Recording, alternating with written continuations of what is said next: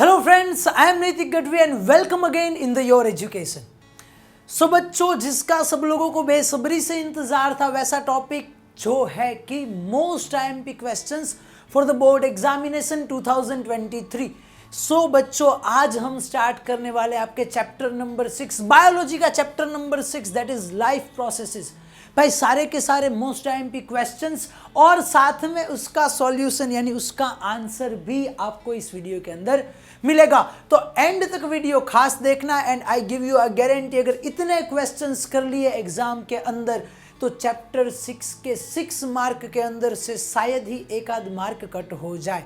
Okay, तो चलो start करते हैं आज का video. That is the most IMP question for the board examination 2023। So here is the list of the questions that we have. Hardly we have a 15-16 question. Okay, बस 15 से 16 questions है बेटा, इसके अंदर से सब कुछ आ जाएगा चैप्टर का जो आने ही वाला है, जो आपको कर ही लेना है। इतना कर लिया यानी कि भाई एग्जाम में इस चैप्टर का टेंशन छोड़ दो। ओके, चलो सबसे पहला क्वेश्चन है कि what are the life processes, explain some important life processes which are needed for the living beings. हमें दिखाना है कि क्या लाइफ प्रोसेसेस है भाई, न्यूट्रिशन है, डाइजेशन है, रेस्पिरेशन है, एक्सक्रीशन है, ये सारी लाइफ प्रोसेस के बारे में बताना है, उसकी डेफिनेशन और थोड़ा थोड़ा सा सबके लिए लिख देना है। Second question, what is the photosynthesis, analyse the event that takes place in the process, giving the equation of the photosynthesis. भाई फोटोसिंथेसिस समझाना है आपको कि कार्बन डाइऑक्साइड लेता है, नीचे से वाटर लेता है, इन the presence of sunlight with the help of the chlorophyll it will make the glucose water and yes that is oxygen. तो ऐसे भाई 15 क्वेश्चन है यहाँ पर, 1 2 3 4 5 6 7, और यहाँ पर एक साथ में ये भी दिखाया हुआ है कि क्वेश्चन अलग अलग तरीके से कैसे पूछते हैं, पता नहीं चलता है कि हाँ आंसर क्या लिखे। क्वेश्चन अगर मान लो कि कुछ ऐसा है कि explain physical and chemical changes by physical and chemical changes on the food in human alimentary canal, तो भाई इसको देख के आप सोचोगे कि yes this is the question of the chemistry, but no, this is not the question of the chemistry. Okay, फिर आएगा कुछ एलिमेंट्री कैनाल, तो कैनाल ओहो वो तो चैप्टर 14-15 के अंदर आएगा, एनवायरमेंट के अंदर आएगा, बट नहीं, this is our digestion system, digestive tract की बात हो रही है यहाँ पर। ओके, आगे कुछ क्वेश्चन है हमारे पास, that is question number 8 to question number 15। बस इतने 15 क्वेश्चन कर लेने हैं, सबका डिटेल्ड एक्सप्लेनेशन हम एक के बाद एक देख रहे हैं। बस ये थोड़ा सा छोटा सा जो हमारा वीडियो एक बार कंप्लीट कर लो यानी कि चैप्टर 6 आपका फुल टू रिवाइज हो गया। क्लियर? चलो तो स्टार्ट कर दे from the first question, what are life processes and explain some important life processes which are needed for living beings. So what are life processes, तो life processes क्या है? तो लाइफ प्रोसेसेस कुछ ऐसी प्रोसेसेस है कि जो कोई भी लिविंग ऑर्गेनिज्म की बॉडी को मेंटेन करने के लिए बहुत ही ज्यादा जरूरी है। देखते हैं डेफिनेशन कि the main processes that are carried out by the all living organism in order to sustain their existence as a living beings are called life processes. ऐसे भी लिख सकते हो, थोड़ा सा अलग वे से देखते हैं कि द मेन और ऐसी प्रोसेसेस बाय के जो बहुत ही एसेंशियल है, the processes that are highly essential for any living being to maintain themselves, तो उसको भी हम क्या बोल सकते हैं? Life processes. ओके, ऐसे भी लिख सकते हो, ऐसे भी लिख सकते हो, जो मजा है। सबसे पहली by important process that is nutrition. Nutrition ध्यान से समझना, a process to transfer the source of energy. Source of energy it means क्या? Source of energy it means food from the outside of the body to the inside, उसे बोलते हैं हम nutrition. भाई बहुत ही छोटी सी डेफिनेशन है कि बाहर से खाना लिया अंदर तक पहुंचाया, उसे बोलते हैं न्यूट्रिशन। तो पूछोगे कि sir then what is digestion, तो डाइजेशन के अंदर इस डेफिनेशन को थोड़ा सा हमें आगे और भी लिखना है। ओके, तो डाइजेशन क्या है कि breakdown of the complex food components into a simpler substance with the help of the various enzyme in our alimentary canal, that is called digestion। भाई बुक के अंदर लिख लेना, मिलेगी नहीं टेक्स्ट बुक के अंदर। चलो, most of the food sources are carbon based. सबसे ज्यादा भाई जो भी खा रहे हो भाई कैसे बना हुआ है? कार्बन से बना हुआ है। Depending on the complexity of such sources different organism can nutritional process use different kinds of nutritional process. भाई एक ही बार दो वर्ड्स आ गए, different organism can use the different kind of nutritional process by अलग अलग ऑर्गेनिज्म अलग अलग nutritional process लेते हैं, यानी हम अलग तरह से खाते हैं, काउज अलग तरह से खाती है, फिशेज अलग तरह से खाते हैं, यानी न्यूट्रिशनल प्रोसेस सबकी अलग है. Second, respiration, a process of break down the food sources. किसे ब्रेक डाउन करना है? Food sources. फूड सोर्सेज यानी क्या? Yes, glucose. Process of break down the food sources to provide the energy for the various biological activities.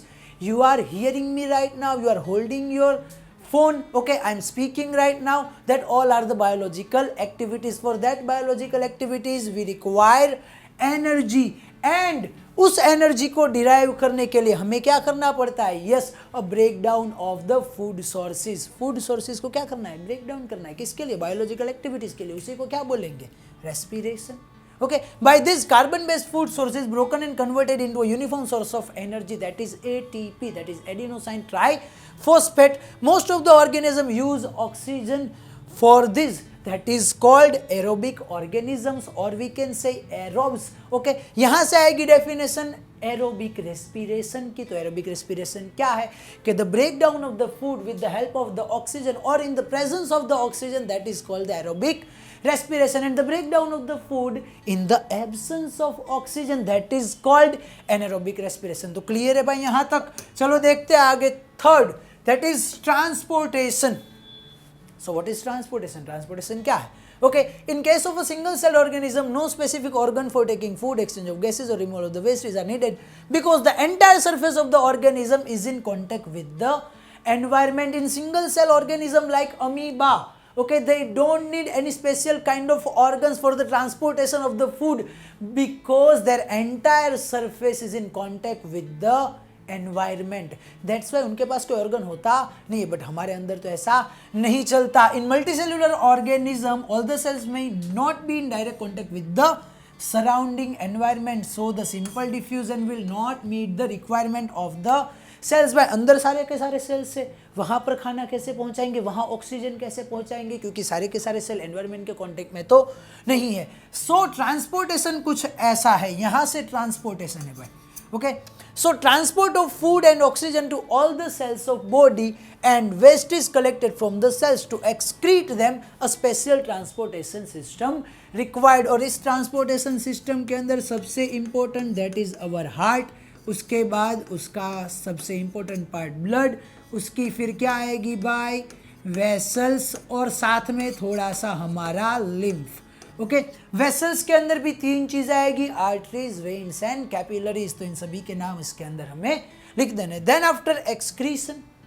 Excretion की भाई बहुत छोटी सी डेफिनेशन कि excretion that is nitrogenous metabolic wastage are discarded from body by this process.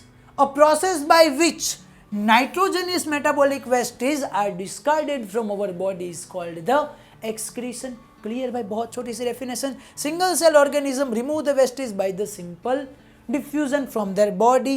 In multicellular organism, special tissue, organ or a system और design for the excretion. भाई हमारे अंदर डिजाइन किया हुआ है. क्या किया हुआ है? एक्सक्रीटरी सिस्टम है. आप लोगों ने चैप्टर के अंदर पढ़ा हुआ है भाई कि कुछ किडनीज है. हाँ भाई, वो डायलॉग है ना, किडनी निकाल लिया बे. ओके, सो वैसे ही भाई हमारे पास दो किडनीज है, उसके ऊपर से दो पाइप जा रही है, दैट इज यूरेटर है. नीचे कहीं पर स्टोर हो रहा है, दैट इज यूरिनरी ब्लैडर है. और जो निकल रहा है दैट इज यूरेथ्रा. ये चार पार्ट वाला छोटू सा ड्राइंग बना के हमें एक्सक्रीशन लिख देना है. चलो ये क्वेश्चन कंप्लीट करते हैं. यहाँ पर सेकंड क्वेश्चन देखते हैं, that is what is photosynthesis. Analyze the event that takes place in the process, giving the equation of the photosynthesis. Photosynthesis क्या है, क्या इवेंट्स हो रही है, और हमें देना है उसका इक्वेशन. इक्वेशन याद कर लो, यानी कि पूरा का पूरा क्वेश्चन आपको याद हो जाएगा. चलो सबसे पहले plants are taking the carbon dioxide from the atmosphere, so we can write 6 CO2 and water from the ground or water from the soil, that is 12 H2O. In the presence of sunlight, with the help of the chlorophyll, that is sunlight and chlorophyll, it will make a glucose, that is C6H12O6. And also वो हमें क्या देता है? Oxygen, that is 6O2, और थोड़ा सा पानी भी इवोपरेट करता है, दैट इज 6H2O. बस इतना याद रख लिया, ये सब कुछ ऑलरेडी याद रह जाएगा. चलो डेफिनेशन देखते हैं. क्या? Process by which carbon dioxide and water, a process by which carbon dioxide and water is converted into a carbohydrate in presence of the sunlight and the chlorophyll, that is called the photosynthesis. एक ऐसी process के जिसके अंदर carbon dioxide का और water का use करके sunlight और क्लोरोफिल की प्रेजेंस में हम बनाएंगे कार्बोहाइड्रेट्स। Okay, clear? ग्लूकोज लिखो तो भी चलेगा, साथ में अगर आपको याद है कि ऑक्सीजन एंड वाटर तो वो भी लिख सकते हो। नेक्स्ट के दो इवेंट्स क्या हो रही है भाई, आपकी टेक्स्ट बुक के अंदर राइट साइड के ऊपर लिखा हुआ है इवेंट्स। ओके, सो सबसे पहला absorption of light energy by a chlorophyll. Chlorophyll light energy को एब्जॉर्ब करेगा। अब एब्जॉर्ब कर लिया तो क्या करेंगे, उसके बाद उसका कन्वर्जन करेंगे। Conversion of light energy into a chemical energy. नीचे से लिया था वाटर, वाटर के अंदर होता है H2O, वाटर के अंदर क्या होता है भाई H2O, तो उसके अंदर है H और उसके अंदर है O, तो उसको क्या करेंगे भाई स्प्लिट करेंगे, इसको H को अलग O को अलग, यानी कि splitting the water molecules into hydrogen and oxygen. तो नीचे से जो लिया उसका कम हो गया, ऊपर से जो लिया उसका कम हो गया। एनवायरमेंट में से लिया क्या, कार्बन डाइऑक्साइड, उसका करेंगे रिडक्शन और बनाएंगे उसके अंदर से कार्बोहाइड्रेट्स और ग्लूकोज। तो क्लियर है क्वेश्चन भाई, थोड़े से जल्दी जा रहे हैं, yes there is a speed, but क्या है कि भाई 15 क्वेश्चंस करने, धीरे धीरे धीरे धीरे करेंगे तो वीडियो इतना लंबा हो जाएगा शायद आप ही बोर हो जाओ। ओके, चलो देखते हैं next question, that is write a short note on stomata और explain the role of stomata in the plants. Okay, stomata are the tiny pores present on the surface of the leaves. Stomata का हमें पता है ये कहाँ पर होता है, लीव्स की सरफेस के ऊपर होते हैं भाई। यहाँ पर दिख रहा है तुम्हें ये, हाँ बैकग्राउंड के अंदर ये इतनी मेहनत करके जो इमेजेस लगाई है वो ऐसे ही नहीं लगाई, आपको देखने के लिए लगाई। ये स्टोमाटा है। स्टोमाटा क्या करता है, they are the tiny pores present on the surface of the leaves, और यहाँ पर आपको दिख भी रहा है हमारा छोटू सा स्टोमाटा। ओके, वो क्या करता है भाई, स्ट्रक्चर क्या है कि each stoma is a small pore. एक स्टोमा क्या है, स्मॉल पोर है, ये जो खुला हुआ भाग दिख रहा है ना, that is stomatal pore, surrounded by 2 kidney shaped guard cells. देखो ये बाजू में क्या दिख रहा है आपको, किडनी जैसा दिख रहा है ना। ओके, अभी हमने बोला ना किडनी निकाल लिया बे। ओके, तो ये किडनी के शेप के आपको क्या दिख रहा है भाई, गार्ड सेल्स दिख रहे हैं, surrounded by 2 kidney shaped guard cells. The guard cells have a chloroplast in their cytoplasm. उसके अंदर क्या होता है, क्लोरोप्लास्ट। यहाँ पर देखो second number chloroplast, green dot, chloroplast, green dot, उसके अंदर क्लोरोफिल, क्लोरोप्लास्ट के अंदर क्लोरोफिल। ओके, आगे देखते हैं फंक्शन क्या है इसका। So function is massive amount of gases exchange takes place in the leaves through the stomata for the purpose of the photosynthesis by, we already know that for the photosynthesis we require carbon dioxide from the oxygen, and in some time we are releasing, not we are, plants are releasing the oxygen. Okay, so the gaseous exchange के लिए कौन काम करता है, वो काम करता है stomata. Second point, large amount of water can also be lost through the stomatal pores and this process is called the transpiration. आगे देखेंगे जाइलम के अंदर ट्रांसपीरेशन पूल करता है भाई, नीचे से पानी को खींचता है बहुत ही हाइट तक, 10-15 फ्लोर तक का अगर ऊंचा पेड़ होगा। अब बोलोगे सर 10-15 फ्लोर तक का, भाई कई पेड़ ऐसे जो 20-20 फ्लोर्स तक के होते हैं, 100 मीटर्स की हाइट तक होते हैं, आप सर्च कर सकते हो। Okay, so that is transpiration. Function of guard cell, अब गार्ड सेल अपना क्या काम करेंगे भाई, गार्ड सेल को भी कुछ काम तो देना पड़ेगा ना। So function of guard cell, the opening and closing of the stomatal pore is the function of the guard cell. Guard cell क्या करेंगे भाई, क्लोज करेंगे बंद करें, सॉरी क्लोज करेंगे खोलेंगे, क्लोज करेंगे खोलेंगे। ओके, यानी कि वो गेट कीपर है, क्या है गेट कीपर, गेट खोलेंगे गेट बंद करेंगे। Okay, the guard cell swell, ये याद रखना भाई, गार्ड सेल स्वेल, स्वेल तो पता है ना, यस स्वेल फूलना। Okay, guard cell swell when water flows into them, जब उसके अंदर पानी आएगा तब गार्ड सेल क्या करेंगे, स्वेल करेंगे, causing the stomatal pore to open when guard cell swell। यहाँ पर देखो गार्ड सेल swells है तो क्या होगा भाई, stomatal pore open हो जाएगा। the pore closes if the guard cell shrink, pore closes as the guard cell shrink, जब shrink करेंगे guard cell तो pore बंद हो जाएगा। generally plant closes stomatal pores when it does not need the carbon dioxide for the photosynthesis by stomatal pore are only opens when they require a carbon dioxide. When there is no requirement of carbon dioxide, the stomatal pores are closed in a condition of a water stress or in a condition of a water stress, यानी कि अगर water increase हो जाता है तो उस condition के अंदर भी ये ऐसा करते हैं। ओके, चलो आगे देखते हैं next question, that is how do single celled organism obtain their nutrition, single celled, भाई ये दिख रहा है मिस अमीबा, सबकी बाकी दैट इज अमीबा, ओके, और दूसरा दिख रहा है हमें, yes that is paramecium, okay. चलो देखते हैं कि amoeba and paramecium are the single celled organism. Amoeba takes in the food using a temporary finger-like structure that is called pseudopodia, और we can write, अगर ये याद नहीं रहता है तो you can write that is false fit, okay, of the cell surface which fuse over the food particle and make the vacuole। भाई जैसे ही फूड बाजू में आएगा, फूड आया सपोज यहाँ पर, फूड कहाँ पर आया भाई, फूड आया यहाँ पर, फूड आया तो ये टेम्पररी फिंगर लाइक स्ट्रक्चर ऐसे खोलने लगेगा, ओके, और उसके आजू बाजू में एक वैक्यूल बना देगा। अब वो वैक्यूल क्या कर लेगा, ये पूरा का पूरे अमीबावी सरफेस ऐसी हो जाएगी, ये वैक्यूल आ जाएगा अंदर। सपोज के अब ये वैक्यूल है, so inside the food vacuole the complex substances, भाई फूड कैसा है, कॉम्प्लेक्स सब्सटेंसेस, तो क्या करना पड़ेगा, सिंपलर सब्सटेंस में convert. Complex substances are broken down into a simpler ones which then diffuse into the cytoplasm। अब भाई खाना खा तो लिया, बट क्या सिर्फ वैक्यूल को ही चाहिए, तो नहीं, पूरे बॉडी को चाहिए। तो पूरे बॉडी के अंदर क्या होता है भाई, साइटोप्लाज्म होता है। तो साइटोप्लाज्म के पास जाकर ये यहाँ पर थोड़ा थोड़ा थोड़ा थोड़ा हर जगह पर ये फूड फैला देगा, हर जगह पर जाएगा नहीं भाई, डायरेक्टली यहाँ से डिफ्यूज कर देगा, okay. So then after it will diffuse the food into the cytoplasm, that is digested food, and the remaining undigested material is moved towards the surface of the cell and then after thrown out। ये clear है भाई। Amoeba क्या करता है, amoeba करता है भाई temporary finger like structure, temporary feet like structure, that is called false feet, और वी कैन से स्यूडोपोडिया। जब भी उसके आजू बाजू में खाना आता है तब, then after it will fuse over the food and make the vacuole, and inside the vacuole it will break down the complex substance of the food into a simpler substance, then after it will digest the food। क्या करेगा, digest करेगा, and digested food will release into the cytoplasm, and undigested food क्या होगा उसका, move towards the surface and thrown out। कि भाई तू निकल बेटा, तू निकल, पहली फुर्सत में निकल, ऐसे निकलेगा।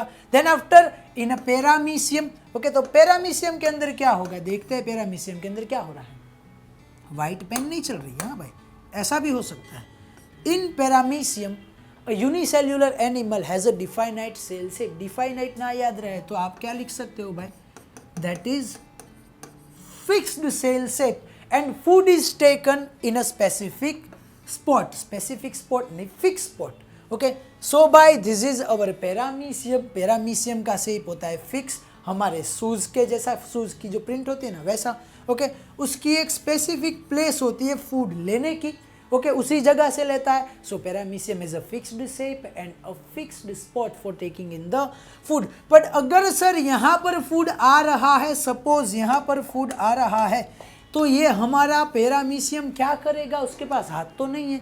सो it has, sorry, food is move to the spot by the movement of cilia which cover the entire surface of the cell। if food is something like here, तो यहाँ से food ऐसे धीरे धीरे धीरे धीरे करके कहाँ जाएगा, इस स्पॉट पर, और वहाँ पर अंदर ले लेगा। वो कौन करेगा, food is moved with the help of the cilia to the spot of the intake of the food। वहाँ पर पहुँचाएगा, कौन पहुँचाएगा, cilia, and cilia will cover the entire surface of the paramecium.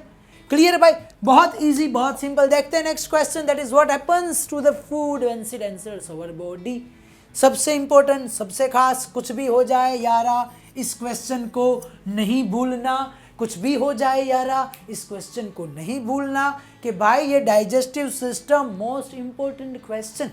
चलो, what happens to the food when it enters our body, खाना अंदर जाने के बाद क्या होता है। Explain the physical and chemical changes on the food in human alimentary canal. Human alimentary canal के अंदर फूड का क्या होता है भाई, इसको हम बोलते हैं एलिमेंट्री कैनाल, इसको आप बोल सकते हो डाइजेस्टिव ट्रैक्ट, इसको आप बोल सकते हो डाइजेस्टिव सिस्टम, ओके।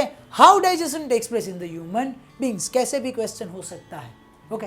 चलो, सबसे पहले तो हमें नाम याद रखने पड़ेंगे। The first one that is mouth और the buccal cavity. Inside the mouth और buccal cavity there are 3 organs, that is teeth, muscular tongue and a salivary gland. Then after the esophagus, that is called the food pipe. याद कुछ ऐसे रखेंगे step by step. Okay, esophagus के बाद खाना जाता है स्टमक में, that is stomach. उसके बाद स्मॉल इंटेस्टाइन में तो स्मॉल इंटेस्टाइन, फिर लार्ज इंटेस्टाइन में, फिर large intestine, rectum and anus. अब बोलोगे कि सर ऊपर डायाफ्राम भी था, नीचे यहाँ पर अपेंडिक्स भी था, बट वो इम्पोर्टेंट हमारे एक्सप्लेनेशन में नहीं है तो हमने निकाल दिया है.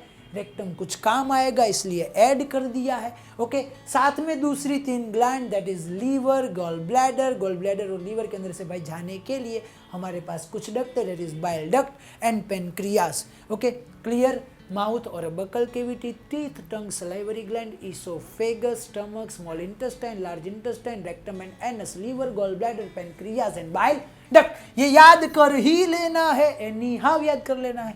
चलो, answer. We eat various type of food which has to pass through the digestive tract. Naturally the food has to process the generate particles which are small and of the same texture. भाई हम जो भी खाना खाते हैं उसे नीचे जाना होता है डाइजेस्टिव ट्रैक्ट के अंदर, उसको हमें क्या करना पड़ता है, छोटे छोटे पार्टिकल के अंदर डिवाइड करना पड़ता है. ये ना लिखो तो भी चलेगा, इसे ना लिखो तो भी चलेगा.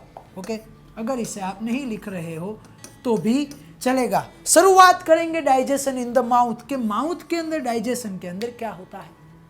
ओके, देखते हैं कि the food is crush in the mouth with our teeth. Our teeth will make the smaller and smaller particles of the food that we are taking in. ऐसे भी लिख सकते हो, ये लाइन भी लिख सकते हो, वो लाइन भी लिख सकते हो, आपको जो मजा है लिख सकते हो. चलो, then after a saliva, yes, most important one, saliva is secreted from the salivary gland which makes our food wet and soft. बनाएगा कैसा, wet and soft. भाई गीला नहीं होगा फूड, wet नहीं होगा तो क्या होगा, अंदर जाने के अंदर तकलीफ होगी. खास करके गुजरातियों को बहुत तकलीफ होती है भाई. गुजरातियों को क्या होता है कि छाछ चाहिए, उसमें भी काठियावाड़ी. छाछ ना मिले तो बोलते हैं कि भाई यहाँ पर अटक रहा है food. Okay, so it makes the food wet and soft.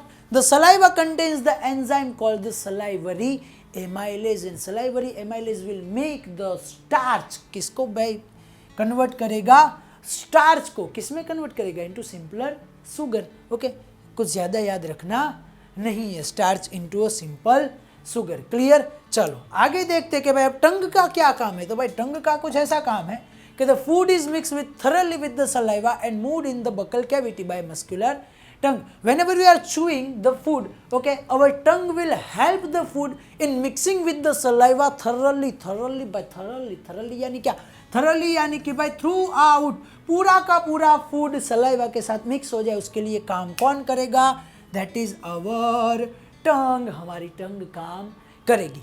Then after peristaltic movement. Peristaltic movement भाई काम का है, बट इसको भी हम थोड़ा सा शॉर्ट के अंदर कंप्लीट कर देंगे. यहाँ से देखेंगे कि the food is taken from the mouth to the stomach through the food pipe और इसोफेगस. भाई माउथ का तो काम हो गया, अब यहाँ से नीचे जाएगा. Okay, so the food is taken from the mouth to the, yes, that is stomach through the oesophagus और a food pipe by a peristaltic movement or by a rhythmic contraction. Okay, the lining of the canal is a muscle that contracts rhythmically in order to push the food forward. Food को आगे भेजने के लिए क्या करना पड़ता है, ऊपर से धक्का लगाना पड़ता है. धक्का कैसे लगता है, by the rhythmic contraction. Rhythmic contraction समझना है तो हमारा आगे जाके वीडियो या भाई पूरा का पूरा टेक्स्ट बुक का एक्सप्लेनेशन आएगा, उसके अंदर समझाए हुए कि रिदमिक कॉन्ट्रैक्शन क्या है. This process is called the peristaltic movement which occur all along the gut. All along the gut का मीनिंग क्या है, from the mouth to the anus. ये पूरा का पूरा जो कैनाल है उस कैनाल को आप गट भी बोल सकते हो. Bye such a movement the food is moved in a regulated manner along the digestive tube. धीरे धीरे धीरे डाइजेस्टिव ट्यूब के अंदर प्रॉपरली हमारा फूड जाएगा. Can be processed properly in the each part. हर एक पार्ट के अंदर प्रॉपरली काम कर पाए, इसीलिए पर ये ना लिखो तो चलेगा. कितना लिखना है कि the food is taken from the mouth to the stomach with the help of the esophagus, or we can say a food pipe by a peristaltic movement, or we can say a rhythmic contraction. चलो आगे देखते हैं digestion in the stomach. Stomach के अंदर क्या होता है, gastric glands are present in the wall of the stomach. भाई ये है हमारा स्टमक. क्या है, स्टमक है भाई. स्टमक के अंदर क्या होता है, सपोज कि आप जिस रूम के अंदर बैठे हो उस रूम को एज्यूम करो उसकी वॉल है. Okay, inside the wall of the stomach there are glands present, that is called, there is gland present that is called gastric glands, and from that gland there are three kind of secretion are released. The first one that is HCl, hydrochloric acid, second one that is pepsin, and third one that is mucus. देखते हैं तीनों के तीनों का काम। कहता hydrochloric acid creates an acidic medium which facilitates the action of the enzyme pepsin. अगर pepsin को अपना काम प्रॉपरली करना है तो उसको फूड कैसा चाहिए, एसिडिक चाहिए। तो उस काम को इजी बनाने के लिए HCl क्या करता है, HCl will make the food acidic medium. Food को कैसा बना देगा भाई, एसिडिक मीडियम क्रिएट करेगा for the easy action of the enzyme pepsin, for facilitates the action of the enzyme pepsin. अपना काम पेप्सिन भाई कौन करेगा, पेप्सिन अपना काम ठीक से कर पाए इसीलिए काम करेगा अपना हाइड्रोक्लोरिक एसिड। क्लियर, चलो देखते हैं आगे। म्यूकस क्या करेगा। अब भाई हाइड्रोक्लोरिक एसिड ऐसी चीज है कि अगर हमारे हाथ के ऊपर लगा तो पैर के ऊपर मुंह के ऊपर लगा तो मजा तो आएगा नहीं, किसी को भी नहीं आएगा। तो क्या हमारी वॉल को मजा आएगा, यानी कि हमारी जो स्टमक है उसकी इनर वॉल को मजा आएगा, सर बिल्कुल मजा नहीं आएगा। तो क्या करेंगे, प्रोटेक्शन करेंगे, प्रोटेक्शन लगाएंगे उसके ऊपर। So the mucus will protects the inner lining of the stomach from the action of the acid and of the pepsin enzyme under normal condition. भाई यहां पर हम क्या करेंगे, एक प्रोटेक्टिव लेयर लगा देंगे, कलर लगाते हैं ना, यस, एटमोस्फियरिक कंडीशन उसके ऊपर अफेक्ट ना कर पाए तो हम हमारे इंटेस्टाइन सॉरी हमारे स्टमक के अंदर भी क्या करेंगे, यस, एक लाइनिंग लगा देंगे। So mucus will protect our wall of the stomach from the action of the HCl and pepsin under normal condition. अगर एबनॉर्मल कंडीशन आ जाए तो बेचारा म्यूकस भी क्या कर पाए। अगर आप ज़्यादा से ज़्यादा भाई फ्राइड फूड खा रहे हो, पिज़्ज़ा खा रहे हो, बर्गर खा रहे हो, साथ में ब्राउनीज खा रहे हो, इतना सारा ठूस लो भाई, तो उसके बाद बेचारा म्यूकस भी क्या करे, तो एसिडिटी आपको होगी ही। चलो then after the exit of the food from the stomach is regulated by sphincter muscle. अब भाई वहां से स्टमक का काम खत्म, तीनों जो हमारे सेक्रेशन थे उनका काम खत्म। अब यहाँ से फूड जाएगा यहाँ पर, तो यहाँ पर क्या होता है, there is a sphincter muscle. Sphincter muscle क्या है, अगेन डोर कीपर। क्या है वो, डोर कीपर क्या करता है, it will regulated by sphincter muscle which release it into the small intestine। हमारा फूड जो स्मॉल इंटेस्टाइन में जा रहा है तो कितना भेजना है, कैसे भेजना है, कब भेजना है, उसका ध्यान कौन रखेगा, that is sphincter muscle is present in between the small intestine and in between the stomach। Clear है भाई, थोड़ा थोड़ा सा याद करते जाना क्या चल रहा है।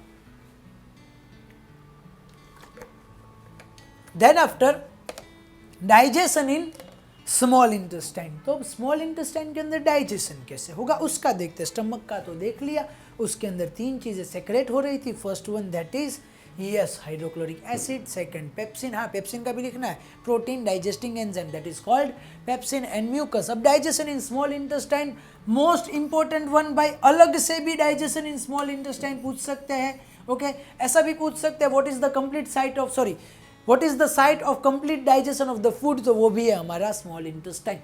So small intestine is the longest part of our body, that is about approximately that is 7 meters long। It is the site of complete digestion of carbohydrates, proteins and fats। Proteins, fats and carbohydrates का complete digestion की जिम्मेदारी, responsibility कौन ले रहा है, yes that is small intestine। Talya for the small intestine। Now from the stomach the food enters in the small intestine। small intestine receives the bile juice। भाई क्या क्या रिसीव करता है, bile juice from the liver, pancreatic juice from the pancreas, और भी आएगा intestinal juices from the intestinal glands। Okay तीन चीजों का सेक्रेशन मिलेगा उसे, bile juices from the liver, pancreatic juices from the pancreas and intestinal juices from the intestinal glands. बस इन तीनों का काम हम याद रखेंगे, कैसे भी करके रखेंगे, याद नहीं रहता है तो नोट्स बना लेंगे। ओके चलो action of the bile juice. सबसे पहले मिस्टर बाइल जूस क्या करेगा, चलो the food coming from the stomach is acidic. हमने देखा भाई स्टमक के अंदर एसिडिक मीडियम बनाना पड़ता है for the easy action of the enzyme pepsin. अब जो एसिडिक फूड है उसको बनाना पड़ेगा basic. Okay so the food coming from the stomach is acidic and bile makes it alkaline for the pancreatic enzymes to act. अब भाई pepsin अपना काम कर पाए इसलिए एसिडिक बनाना पड़ा, अब पेनक्रियाटिक जूसेस अपना काम कर पाए इसीलिए हमें क्या करना पड़ेगा, yes we have to make the food basic। that's why the bile juices come from the liver, makes the acidic food came from the stomach will make it alkaline or a basic for the pancreatic enzymes to act, for the easy action of the pancreatic juices। देन आफ्टर आते हैं bile salt. Bile salts will break down the large globules भाई बड़े बड़े ball जैसा structure. Okay, the large globules present in the food down into smaller globules. This process is called the emulsification. भाई थोड़ा सा यहाँ पर लोचा है कि bile salts break large flat globules present in the food. Okay, break down into a smaller globules. फिर सिर्फ डाउन नहीं, यहाँ पर ब्रेक है भाई. हाँ, break down into a smaller globules. जो बड़े बड़े पत्थर जैसे कुछ स्ट्रक्चर थे फैट के, बड़े बड़े इतने तो नहीं यहाँ पे समझने के लिए. ओके, उसको क्या करेगा, स्मॉलर मॉलिक्यूल्स के अंदर कन्वर्ट करेगा. This process is called the emulsification. इसको क्या कहेंगे, इमल्सिफिकेशन. आपने देखा है कि इमल्सिफाइड फैट्स. ओके, अभी आगे भी आएगा, 9th के अंदर देखा है वो emulsification by the soap. Okay, याद ना हो तो थोड़ा सा कुछ देख लेना. This process increase the efficiency of enzyme action. अब अपना एंजाइम जो अपना काम प्रॉपरली कर पाए. अगर बड़े बड़े पत्थर हो तो उसे तोड़ना हार्ड होगा हमारे लिए, छोटे छोटे पत्थर हो तो तोड़ना इजी होगा. तो इसलिए हम क्या करेंगे, bile salt will break down the large globules of the fats into a smaller globules for the easy action of the enzyme. Enzyme अपना काम इजीली कर पाए इसीलिए. चलो ये क्लियर है. देखते हैं आगे क्या है. Action of the pancreatic juice. अब पेनक्रियाटिक जूसेस क्या करेंगे, यहाँ पर 3 तरह के काम होते हैं, याद रखेंगे, देखेंगे. The pancreas secrets the pancreatic juices which contain enzyme like trypsin. वो क्या करेगा, प्रोटीन को डाइजेस्ट करेगा. पेनक्रियाटिक एमाइलेज वो कार्बोहाइड्रेट्स को डाइजेस्ट करेगा. एंड लाइपेज क्या करेगा, इमल्सिफाइड फैट्स को ब्रेक डाउन करने का काम करेगा. याद कैसे रखेंगे सर, 3 याद कैसे रखेंगे. So trypsin for the digesting protein, lipase for the break down of the emulsified fats. बचा pancreatic amylase that is for the digestion of the carbohydrates. Clear, याद 3 ऐसे लिख देना है कि ट्रिप्सिन एरो करके for digesting protein, lipase for breaking down emulsified fats. अभी emulsification किया ना हमने, छोटे छोटे हमने टुकड़ों में कन्वर्ट किया ना फैट को. अब उसका हम क्या करेंगे, यस उसको ब्रेक डाउन करेंगे. Clear, breaking down the emulsified fats and pancreatic amylase carbohydrates को डाइजेस्ट करने का काम करेगा. ये था second. Third, action of intestinal juices. बोला था ना भाई आएगा. So the wall of the small intestine contains a glands which secrete intestinal juices. Glands को हम क्या कह सकते हैं, इंटेस्टाइनल ग्लैंड्स. कैसी gland, intestinal glands will release a intestinal juices. वो भी 3 काम करेंगी. खास जो हमें लिखना है दैट इज फाइनली कन्वर्ट. क्या लिखना है, finally convert the proteins into amino acid, fats into fatty acids and complex carbohydrates into a glucose.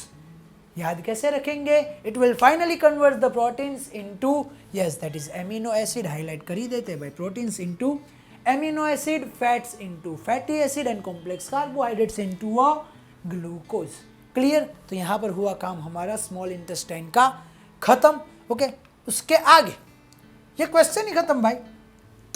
Digestion यहां पर खत्म होता नहीं है भाई, आगे हमें और भी थोड़ा सा कुछ लिखना पड़ेगा. That is in the large intestine. तो लार्ज इंटेस्टाइन के अंदर क्या होगा बच्चों, तो लार्ज इंटेस्टाइन के अंदर more amount of salt and water will be reabsorbed. ध्यान से सुनना, the more amount of water and salt will be reabsorbed in the large intestine and the waste material will now enters into the rectum and then after it will be released from the anus. बस यहां से होता है काम खत्म. एक चीज और रह जाती है that is absorption by the villi. के विलीज जो है उसके थ्रू एब्जॉर्प्शन कैसा होता है, तो स्मॉल इंटेस्टाइन के अंदर वो भी आएगा. पर इसका डिटेल वीडियो के लिए मैंने क्या बोला हुआ है, यस कि जो हमारे चैप्टर का एक्सप्लेनेशन के वीडियोस जो नेक्स्ट अभी थोड़े दिन में आ जाएंगे उसके अंदर आपको देख लेना है कि हाँ ऐसे कुछ हो रहा है. यहाँ पर हम क्वेश्चन के रिलेटेड ही आंसर हम लिख रहे हैं. चलो आगे देखते हैं. Second question, explain the different ways to release energy from the food material in diverse organism. अलग अलग ऑर्गेनिज्म एनर्जी लेने के लिए किस तरह से क्या काम कैसे काम करते हैं वो हमें दिखाना है. और explain the breakdown of glucose by various pathways. बस आपको जो क्वेश्चन है याद वो ऐसा है, अलग अलग ऑर्गेनिज्म कैसे करते हैं. चलो तो यहाँ पर इस प्रोसेस को हम जाने देते हैं. डायरेक्ट इस टेबल के ऊपर आ जाते हैं. आपके टेक्स्ट बुक के अंदर भी कुछ ऐसा टेबल दिख रहा है त्रिशूल जैसा.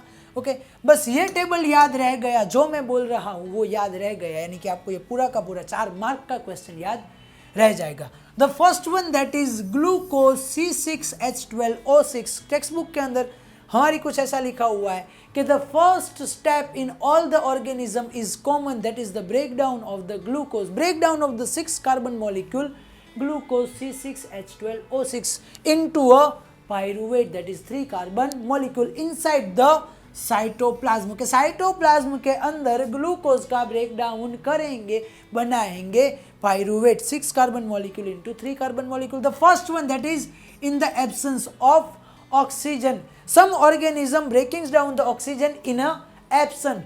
Example in the yeast. ऐसे ही बोलेंगे. हाँ भाई, याद रह जाएगा, याद रहेगा. साथ में बोलना है कि the glucose is converted into a pyruvate in the absence of the oxygen in the yeast in the process fermentation. In the process fermentation, it will make the carbon dioxide energy and ethanol, that is 2 carbon molecule. And yes, this is our yeast. नाम तो सुना ही होगा. Fermentation के अंदर काम आता है. Pizza बनाने के लिए जो डो बनाते हैं उसके अंदर काम आता है. ढोकला बनाने के लिए काम आता है उसके डो के अंदर. इडली बनाने के लिए काम आता है उसके डो के अंदर. ओके, देन आफ्टर एब्सेंस कर लिया तो उसके बाद प्रेजेंस याद रखेंगे, इजी होगा. In absence of oxygen in the yeast, in the process fermentation, it will makes it carbon dioxide energy and ethanol. In the presence of oxygen, in the mitochondria, in the human cell, this is human cell. Human cell के mitochondria के अंदर it will make a carbon dioxide energy and water, carbon dioxide energy and ethanol, carbon dioxide energy and water. Done. Now in the lake of oxygen, lake यानी क्या, आधा अधूरा, थोड़ा मिल रहा है थोड़ा नहीं मिल रहा. इनसाइड अवर मसल सेल्स, हमारे मसल सेल के अंदर. भाई जो जिम कर रहा है या कोई रनिंग कर रहा है तो उसको मसल क्रैम्प्स होते हैं, तो उसका रीजन क्या है ये. चलो, in the lack of oxygen in our muscle cell it will produce a lactic acid plus energy. भाई आपको मैसिव एनर्जी की रिक्वायरमेंट है और ऑक्सीजन मिल रहा है कम, तब होगा ये way. That is in the lack of oxygen in our muscle cell lactic acid plus energy. एक बार तीनों के तीनों रिपीट कर रहे हैं कि the first step in the break down of the glucose in the all the organism is same, that is the break down of the 6 carbon molecule, that is glucose, into a 3 carbon molecule, that is pyruvate, in the cytoplasm. In some organism like a yeast, in the absence of oxygen, in the process of fermentation, it will make the carbon dioxide energy and ethanol. In the presence of oxygen, in the human cell, inside the human cell, in the mitochondria, it will make, yes, it will make carbon dioxide energy and water. Sometime in our muscle cell, in the lake of the oxygen, it will make the lactic acid and energy. वो तो सबके अंदर common. बस इतना याद रह गया, यानी बात खत्म. यहाँ पर एक डेफिनेशन आएगी, यहाँ पर एक डेफिनेशन आएगी. एरोबिक रेस्पिरेशन, एनारोबिक रेस्पिरेशन, वो हमने आगे ऑलरेडी देखा हुआ है, तो इसमें वापस नहीं करते. चलो, ये सारा का सारा बस उसका लिखा हुआ है, आप थोड़ा सा देख सकते हो, स्क्रीनशॉट लेना है तो ले सकते हो. चलो, so let's come to the next question. That is, explain gases exchange in a plants, or why do in plants sometimes CO2 eliminates and sometimes O2 in the air. So the question is how the gas exchange takes place in the plants, or explain gases exchange in the plants. And sometimes there is a CO2 elimination and sometimes there is a O2 elimination. तो भाई इसका answer क्या होगा देखते हैं कि plant exchange gases through the stomata. भाई किसके थ्रू ये करते हैं? Through the stomata. And the large intercellular spaces of cell, उसके बीच में जो सेल्स है वहाँ पर, लीव्स के जो सेल्स है वहाँ पर लार्ज इंटरसेल्यूलर स्पेसिस है, उसके थ्रू एंड स्टोमाटा के थ्रू क्या करता है? Yes, plant exchanges the gases, that is oxygen and carbon dioxide, that are in contact with the air. Okay, जो एयर के साथ कॉन्टेक्ट में. Carbon dioxide and oxygen are exchange by the diffusion. By the process of diffusion carbon dioxide and oxygen क्या होते हैं? Exchange होते हैं. Diffusion यानी हमारे लिए यहाँ पर सिंपल ही वो एयर के अंदर मिक्स हो जाते हैं, यानी कि लीव से अगर बाहर निकल रहे हैं तो एयर के अंदर मिक्स हो रहे हैं, बाहर से अगर अंदर आ रहे हैं तो लीव के अंदर जो भी कंटेंट्स है उसके साथ मिक्स हो रहे हैं. Now carbon dioxide and oxygen can go into the cells और away from them and diffuse out into the air. सबसे पहला क्या है? Carbon dioxide and oxygen can go into the cells और away from them and diffuse out into the air. Okay, sometimes क्या होगा? Yes, कि carbon dioxide oxygen can go into the cell और कि sometimes can go away from the cell and diffuse out into the air. And the direction of the diffusion depends upon the environmental condition and the requirement of the plant. और diffusion किस direction में होगा, okay, it is only dependent upon the environmental condition and yes that is a requirement of the plant, कि अभी plant को चाहिए या plant को नहीं चाहिए। So at night when there is no photosynthesis, रात के टाइम फोटोसिंथेसिस नहीं होता, ये हम सभी को पता है। When there is no photosynthesis, elimination of CO2 is the major exchange activity taking place. रात के टाइम पे क्या होता है भाई, यस फोटोसिंथेसिस नहीं होता, there is no photosynthesis taking place at the time of night, that's why CO2 elimination, क्योंकि फोटोसिंथेसिस के अंदर तो क्या करते हैं, CO2 का यूज करते हैं। So during the day CO2 produced during the respiration is used for the photosynthesis। भाई रेस्पिरेशन के टाइम पे जो CO2 हमने लिया हुआ है उसका यूज कहाँ पर कर रहे थे, फोटोसिंथेसिस के अंदर। हमने ऊपर देखा था कि CO2 from the atmosphere and water from the ground in the presence of the sunlight and with the help of the chlorophyll it will make the carbohydrates, oxygen and water। तो photosynthesis के अंदर use करेंगे, hence there is no CO2 release, instead oxygen release is the major event during the day. तो दिन के time पे क्या होता है, main activity that is oxygen release. अब देखते हैं हम जिसका नाम है स्टोमाटा, सबकी माता स्टोमाटा, ओके। चल यहां पर आपको ये जो येलो कलर जैसा कुछ स्ट्रक्चर दिख रहा है that is our guard cells. वो क्या है भाई, that is our guard cells. और दोनों गार्ड सेल के बीच में जो खाली जगह आपको दिख रही है यहाँ पर that is stomatal pore and the green dots, tiny green dots are the chloroplast and inside the chloroplast there is chlorophyll present। और खास चीज जो आपको एक्स्ट्रा लिखनी है वो क्या है कि when guard cell swell, जब गार्ड सेल क्या होते हैं, स्वेल होते हैं, at that time the spore will open, spore क्या हो जाएगा, ओपन हो जाएगा, and when guard cell will be shrink then the spore will be close. उस टाइम पे क्या होगा भाई, ये जो हमारा स्टोमेटल पोर है वो बंद हो जाएगा। तो ये क्लियर है। देखते हैं next question, that is describe in brief human respiratory system. Human respiratory system क्या है और कैसे वर्क करती है। तो first of all we have to remember the names, okay. और यहाँ पर जो भी नाम्स रखे गए वो सीक्वेंस जो है हमारी प्रोसेस का उसी तरह से रखे गए। So the first that is nasal passage, then after mouth cavity, उसके बाद pharynx, larynx and trachea. Pharynx is the common passage, larynx that is our voice box and trachea that is yes that is our air pipe or we can say a windpipe, okay, and below them there is a rings of cartilage is present, and then after our windpipe trachea is divided into a two tubes that is called a bronchi, they are located inside the lungs, okay, and bronchi are further divided into a smaller and smaller tube। आपको छोटी छोटी tubes यहाँ पर दिख रही है that is called bronchioles, और वो bronchioles finally terminated into a balloon like structure। वो बलून जैसा कुछ स्ट्रक्चर होता है पीछे, उसके अंदर वो खत्म होते हैं, टर्मिनेट होते हैं, वहाँ जाके एंड होते हैं,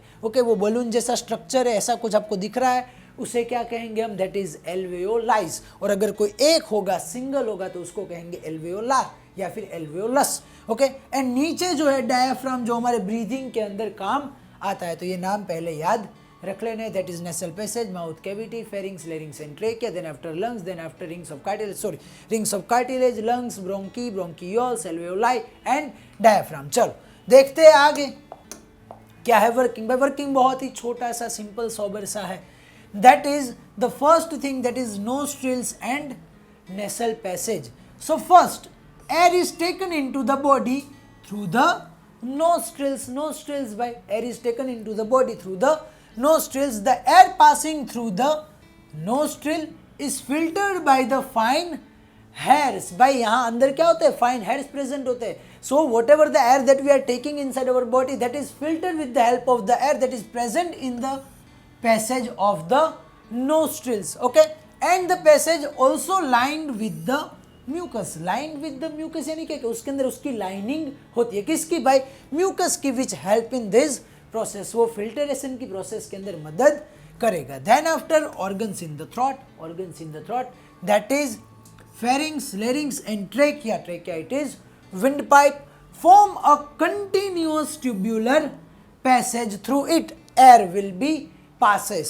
यहाँ पर क्या ये फॉर्म करेगा भाई हमारे थ्रोट के अंदर, pharynx, larynx and trachea will make a passage, क्या बनाएंगे भाई, वो एक पैसेज बनाएंगे, पर कैसा भाई, continuous tubular passage from which air will be pass. Then after trachea extended from the throat to the lungs, throat से लेकर लंग तक हमारी ट्रेकिया जो है वो एक्सटेंडेड है, यानी कि हमारा wind pipe in the chest cavity. और यहाँ पर क्या होगा भाई, यहाँ पर अगर आप ऐसे टच करोगे तो आपको दिखेगा, yes that is rings of cartilage are present in the throat that ensures that the air passage does not collapse. Rings of cartilages are present in our throat, okay, and surrounded, okay भाई किसको surround किया होता है, yes that is trachea, भाई trachea को surround किया हुआ होता है, और किस लिए किया हुआ होता है कि yes there is no collapse of windpipe। यहाँ पर जो लाइन लिखी हुई है उसका मीनिंग कुछ ऐसा होता है कि भाई हमारा विंड पाइप ब्लॉक ना हो जाए,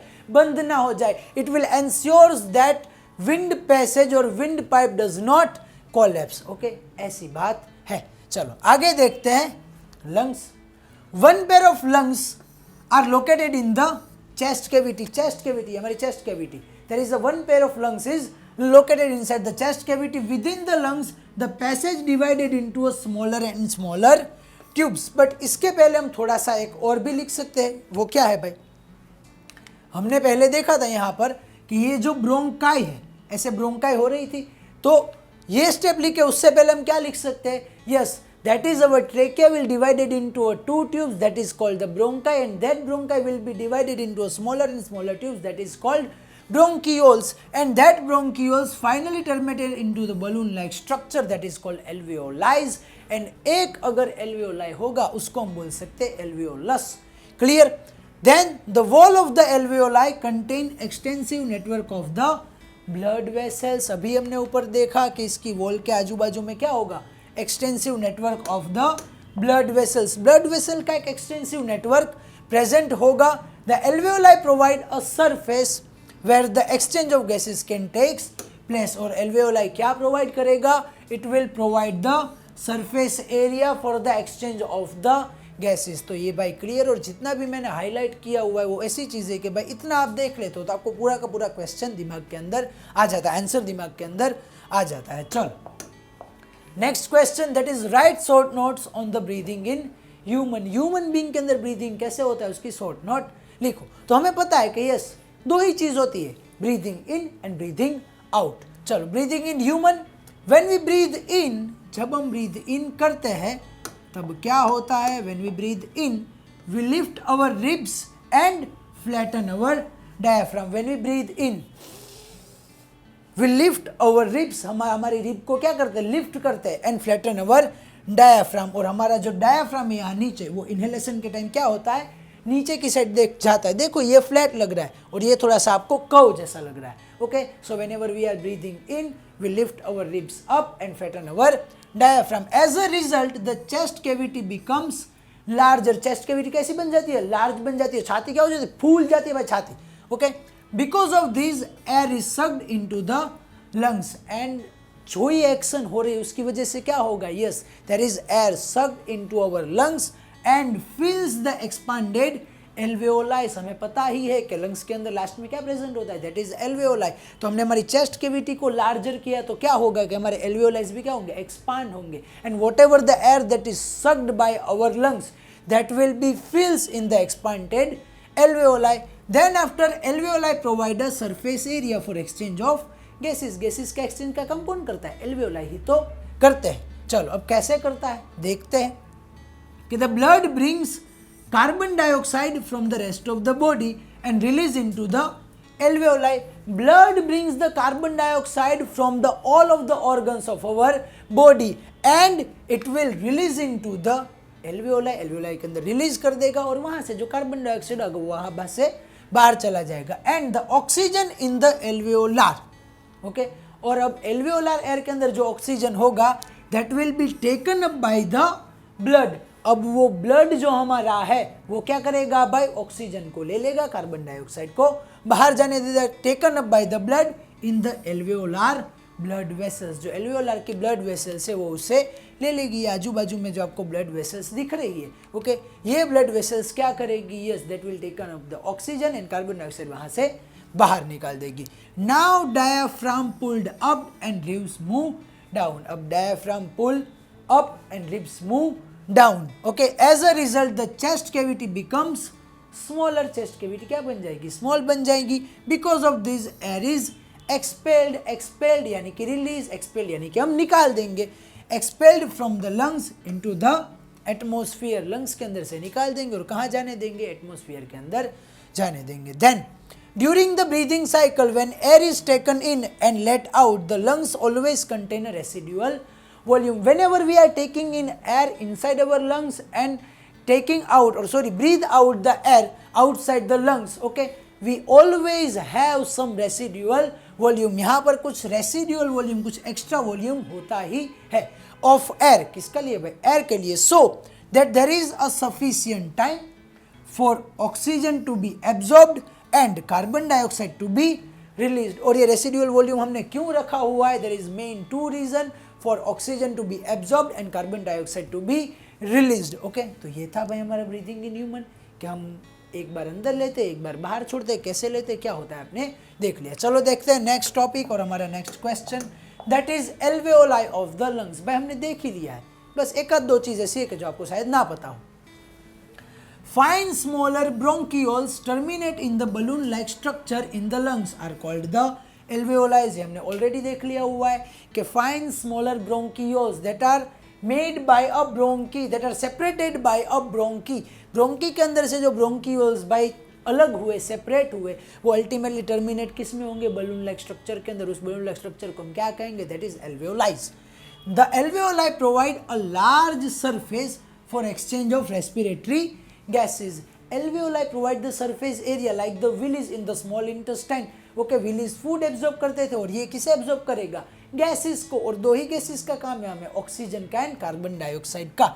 if the alveolar surface were spread out, अगर एल्वेओलर सरफेस को हम क्या कर दे, ऐसे स्प्रेड कर दे, हर तरफ ऐसे ऐसे स्प्रेड करते जाए उस एल्वेओलर को, तो it will cover about 80 metre square area. तो वो 80 मीटर स्क्वायर जितना एरिया कवर कर लेगा। तो सपोज मानो ये कितना होगा कि 20 मीटर ऐसे एंड 4 मीटर ऐसे, 24 जा 80, इतनी बड़ी वॉल हो, इतना बड़ा एरिया कवर कर सकता है।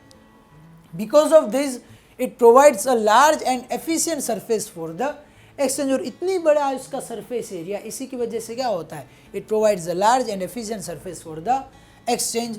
The walls of the alveoli contain an extensive network of the blood capillaries, जो हमने अभी ही लास्ट में ही देखा। चलो क्लियर है। और यहाँ पर भी भाई पल्मोनरी वेन्स और पल्मोनरी आर्टरीज होती है, उसका आपको सोचना है कि भाई कौन सी पल्मोनरी वेन्स होगी और कौन सी पल्मोनरी आर्टरीज होगी। हमने हार्ट के अंदर पढ़ा हुआ है कि भाई हार्ट से कुछ लंग्स के पास लेकर जाता है और लंग्स से कुछ हार्ट के पास लेकर आता है। तो आपको पता चलना चाहिए कि पल्मोनरी वेन के अंदर कौन सा होगा ब्लड, यानी कि कैसा होगा, oxygenated, deoxygenated, and pulmonary arteries के अंदर कैसा ब्लड होगा।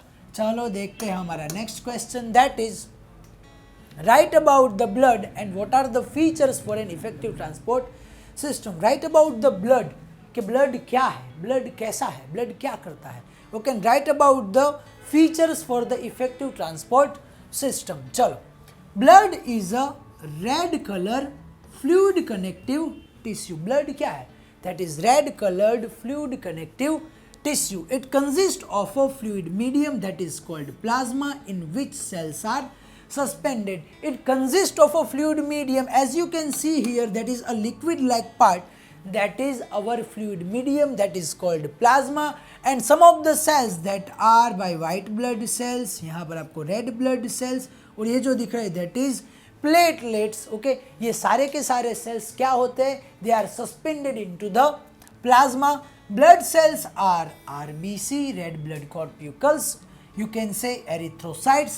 White blood cells, that is WBC, you can say leukocytes and platelets. ये तीन मेन सेल हमारे ब्लड के अंदर सस्पेंडेड होते हैं. Plasma transport the food, carbon dioxide, salt and nitrogenous waste is in dissolved form. और plasma किसे transport करता है? यस, प्लाज्मा फूड को भी ट्रांसपोर्ट करता है, प्लाज्मा कार्बन डाइऑक्साइड को भी ट्रांसपोर्ट करता है, प्लाज्मा सॉल्ट को भी ट्रांसपोर्ट करता है एंड नाइट्रोजनियस वेस्ट को भी ट्रांसपोर्ट करता है। And specially oxygen is carried by the red blood corpuscles. और ऑक्सीजन को भाई लेकर कौन जाता है? That is RBC. इसके लिए शोले का एक डायलॉग है भाई, क्या करेगा हमारा व्हाइट ब्लड सेल, सॉरी हमारा रेड ब्लड सेल, ऑक्सीजन आएगा रेड ब्लड सेल के पास, ऑक्सीजन रेड ब्लड सेल के ऊपर बैठेगा और बसंती के जैसे बोलेगा कि भाई चल धन्नो, ओके ऐसे बोलेगा और धन्नो जाएगी और पूरे के पूरे बॉडी के अंदर हमारा ऑक्सीजन पहुंच जाएगा। किसके ऊपर बैठ के? आरबीसी के ऊपर बैठ कर। उसका भी रेड जो कलर है वो किसकी वजह से? हीमोग्लोबिन की वजह से। If there is a no RBC तो हमारे बॉडी के अंदर भाई यहाँ से लेकर ऑक्सीजन नीचे तक पहुँचने के लिए 3 साल लग जाते भाई, आपके टो तक पहुँचने के लिए। टो तक पहुँचने के लिए कितने साल लग जाते? 3 साल। इसीलिए भाई धन्यवाद करो महाराज आरबीसी का। चलो, the feature for an effective transport system, क्या फीचर्स चाहिए कि भाई हमारा काम प्रॉपरली होता रहे? So the first thing that is a pumping organ to push blood through out the body. एक पंपिंग ऑर्गन चाहिए, ब्लड तो है बट उसे पंप भी करना पड़ेगा, तो उसके लिए पंपिंग ऑर्गन चाहिए जिसका नाम आप लोगों ने दिया हुआ है हार्ट। देन आफ्टर, अब भाई पंपिंग ऑर्गन तो लगा लिया बट उसके लिए पाइपलाइन तो लगानी पड़ेगी ना पहुंचाने के लिए। So that's why we require a network of tubes to reach all the tissues. Tube का नेटवर्क चाहिए जिसको हम क्या बोलते हैं? Blood vessels. ब्लड वेसल्स के अंदर क्या आता है? Yes, arteries and veins and capillaries. Okay, तो ये 3 चीज़ों की बहुत ज़्यादा ज़रूरत है। And a system in place ensure that this network can be repaired if damage. अगर इस नेटवर्क के अंदर कुछ भी डैमेज हो जाता है, so we require a some kind of system that ensures that repairing work had done. Okay, repairing work वहां पर हो जाना चाहिए। क्लियर है? तो ये था हमारा ब्लड और ये थे उसके फीचर्स। चलो, इफेक्टिव ट्रांसपोर्टेशन सिस्टम के फीचर है भाई, ब्लड के फीचर नहीं। चलो आगे देखते हैं। Explain the heart that is our pump. भाई इसके ऊपर हम 3 स्टार कर रहे हैं। Why we are giving a 3 star? Because it is a 3 star question. Okay, कि इसके पूछ जाने के चांसेस बहुत ही ज़्यादा है। एक तो हमारा हार्ट एंड दूसरा है हमारा डाइजेस्टिव सिस्टम, और उसके अंदर भी खास स्मॉल इंटेस्टाइन भी अलग से पूछ सकते हैं। दूसरी सारी सिस्टम तो आनी ही चाहिए बट हमें हमारा हार्ट का वर्किंग एंड दूसरा किसका? डाइजेस्टिव सिस्टम का वर्किंग आना ही चाहिए। और explain the circulation path of blood in a human heart. Human heart के अंदर सर्कुलेशन पाथ किस तरह से वर्क करना है वो भी आपको बताना है। चलो जल्दी से याद कर लेते हैं सारे के सारे नाम। लेफ्ट साइड से स्टार्ट करेंगे और राइट साइड से होते होते खत्म कर देंगे। ओके, क्योंकि लेफ्ट साइड से ऑक्सीजनेटेड ब्लड आएगा। ओके, और हमारी प्रोसेस स्टार्ट होगी। सबसे पहले our heart is a 4 chamber that is a left atrium and left ventricle, right atrium and right ventricle, and both the sides are divided by a one wall that is called septum, that is dividing wall. अब left atrium के अंदर जो blood अंदर आएगा it is from the pulmonary veins and pulmonary arteries के through deoxygenated blood बाहर जाएगा। जो blood यहाँ से अंदर आएगा that is vena cava from the upper body and vena cava from the lower body, और oxygenated blood जो बाहर निकलेगा that is aorta। क्लियर? नाम याद रखी लेने by left atrium, left ventricle, right atrium, right ventricle, septum that is dividing wall, pulmonary vein से अंदर, पल्मोनरी आर्टरीज से बाहर, vena cava from lower body, vena cava from upper body, वहां से राइट साइड अंदर जाएगा, एंड एओर्टा के जहां से ब्लड जाएगा बाहर। ओके, ब्लड यानी कि ऑक्सीजनेटेड ब्लड। चलो क्लियर है? इतने पार्ट में याद रखने ही है। Now working, the heart is a muscular organ as big as our feet. Heart क्या है? It is a muscular organ and it is as big as our fist and it is slightly located left side inside our chest cavity. हमारी chest cavity के exit centre में नहीं, थोड़ा सा left side वो रखा हुआ है। It is located slightly left side in our chest cavity. Human heart has a different chambers to prevent, किसको prevent by? Oxygen rich blood from mixing with the blood containing the carbon dioxide. Okay, our heart is a 4 chamber for the prevention of the oxygen rich blood with the carbon dioxide rich blood. Then after the circulation path in the human heart, heart as a two upper receiving chamber, ऊपर की जो chamber है that is atrium और you can say atrias are the receiving chamber and it is a two lower chamber called the ventricles can push the blood out of the heart. Heart के अंदर से बाहर निकालने के लिए ventricles और अंदर रिसीव करने के लिए कौन, दैट इज एट्रियाज। चलो देखते हैं इन अ लेफ्ट चैम्बर। सबसे पहले भाई लेफ्ट चैम्बर के अंदर क्या हो रहा है, oxygen rich blood from the lungs comes into the thin walled upper left chamber of the heart that is called left atrium through the pulmonary veins. भाई पल्मोनरी वेन्स के थ्रू आएगा। अभी मैंने पूछा था कि भाई कहाँ से क्या होगा, वो हमारे एल्वेओलाइज के अंदर पल्मोनरी वेन्स में क्या होगा, पल्मोनरी आर्टरीज में क्या होगा, तो आप समझ सकते हो कि वहाँ जो पल्मोनरी वेन्स थी वहाँ पर कैसा ब्लड होगा, ऑक्सीजनेटेड, क्योंकि पल्मोनरी वेन से ऑक्सीजनेटेड ब्लड आ रहा है ना लंग्स के अंदर से, और पल्मोनरी आर्टरीज के अंदर क्या होगा, डीऑक्सीजनेटेड ब्लड होगा। चलो so oxygen rich blood comes from the lungs into the upper left chamber that is thin chamber, okay, that is called left atrium through the pulmonary veins। और कैसे आएगा, the left atrium relaxes when it is collecting this blood, left atrium relaxes and it will collects the blood. Now left atrium will contract while left ventricle relaxes. अब क्या होगा, left atrium will contract and the lower chamber that is left ventricle will be relaxes, okay, so that the blood is transferred to the left ventricle। भाई क्या होगा, भाई यहाँ से जो हमारा ब्लड आया था ये ऊपर से क्या करेगा, प्रेस करेगा, कॉन्ट्रैक्ट करेगा, नीचे का क्या होगा, खुल जाएगा, तो ऊपर से ब्लड जाएगा नीचे। Then after the muscular left ventricle contract, अब नीचे की जो चैम्बर है वो क्या होगी, that is contract and the blood pumps through the aorta, और वो एओर्टा से होकर बाहर जाएगा। सामने हार्ट की फिगर आपके होने चाहिए भाई, हार्ट का ड्राइंग होना ही चाहिए तो ही आपको ये दिखेगा, वरना दिमाग में ये दिखना चाहिए कि हाँ लेफ्ट एट्रियम से लेफ्ट वेंट्रिकल पुश करेगा तो एओर्टा से बाहर जाएगा, पल्मोनरी वेन से अंदर आएगा, ऐसा दिखना चाहिए। चलो and supplied to the whole body, okay. चलो ये प्रोसेस हम यहाँ पर थोड़ी सी देख लेते हैं भाई एक बार क्या हो रहा है। First of all, the oxygenated blood comes from the lungs through the pulmonary veins into the left atrium. As left atrium relaxes, whenever the upper left chamber that is left atrium relaxes, the blood comes into the left atrium that is thin walled. Then after left atrium will contracts and the lower chamber left ventricle relaxes and blood will comes into the left ventricle. Then after left ventricle will contract and blood will goes to the whole body through the aorta. यहाँ पर बात खत्म हो गई left side की, okay. चलो देखते हैं next side, that is deoxygenated blood in right chambers comes from the body to the upper right chamber that is right atrium as it relaxes. The deoxygenated blood comes from the all the parts of the body will now enter into the upper right chamber that is right atrium as right atrium relax, जैसे right atrium relax होता है। As the right atrium contract, जैसे ही right atrium contract होगा तो उसकी lower chamber क्या होगी, dilates होगी, okay. The corresponding lower chamber the right ventricle dilates यानी भी relax, okay. As upper chamber yes contracts the lower chamber will dilate होगी तो ऊपर से ब्लड जाएगा नीचे।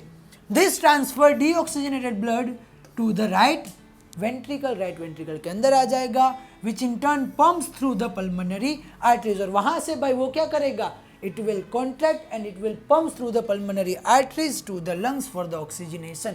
वहाँ से वो पंप करेगा, कहाँ तक भेजेगा भाई, लंग्स के पास। क्यों भेजेगा, for the oxygenation।